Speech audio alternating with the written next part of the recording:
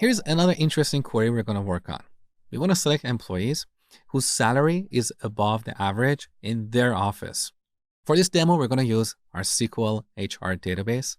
So let's have a quick look at the employees table. There you go.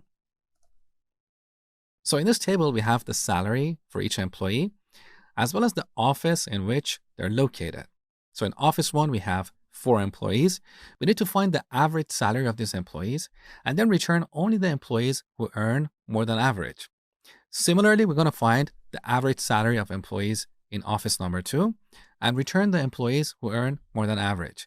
So we're not dealing with a constant average across the entire organization. We want to calculate the average salary for each employee. In other words, if I write a pseudocode for this problem, my pseudocode is going to look like this.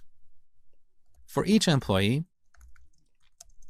calculate the average salary for employee.office, and then return the employee if salary is greater than the average. This is what we call a pseudocode.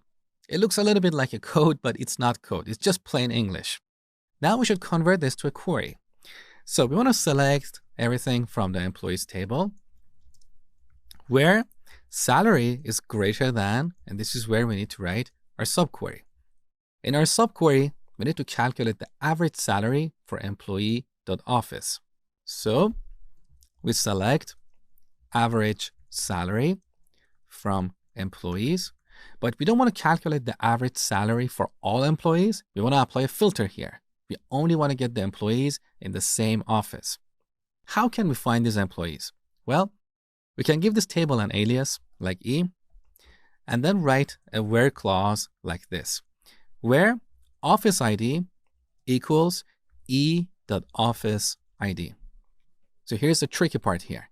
In both the outer and the inner queries, we're using the employees table. So to get the employees in the same office, I've qualified this office ID column by prefixing it with a table alias. So this is what's going to happen when MySQL executes this query. It's going to go in the employees table. For each employee, it's going to execute this subquery. It will calculate the average salary for employees in the same office. Then, if the salary of this employee is greater than the average, it will return that employee in the final result. Then it will move on to the second record. Once again, for the second record, it's going to calculate the average salary for all employees in the same office. This is what we call a correlated subquery, because in this subquery, we have a correlation with our outer query. We are referencing the alias from the outer query, that is E here. In contrast, all the subqueries that we wrote earlier were uncorrelated subqueries. So, for example, in the last lecture, we wrote this query to find the clients with at least 2 invoices. In this subquery, we don't have a reference or a correlation with the outer query. So MySQL will execute this subquery only once. In this case, this subquery returns a list of client IDs. So that list will be passed to our where clause in the outer or main query.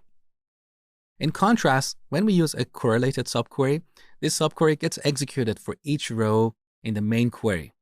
So for this reason, correlated subqueries can sometimes be slow. The more data you have, the more overhead your query is going to have, and the slower you're going to get your result. Having said that, correlated subqueries are very powerful and they have a lot of applications in the real world.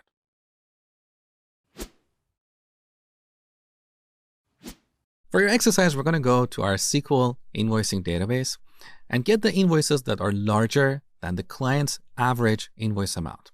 Let me explain what I mean. So let's have a quick look at the invoices table here. As you can see, each client can have multiple invoices. So client number 5 has these invoices. For each client, we need to find the average invoice amount. That is the average of invoice total column. And then we only want to return the invoices that have a larger total amount. Now we want to repeat this for each client. So this is where we need to use a correlated subquery because we're not dealing with a single average across the entire table. So go ahead and do this exercise, then come back, continue watching.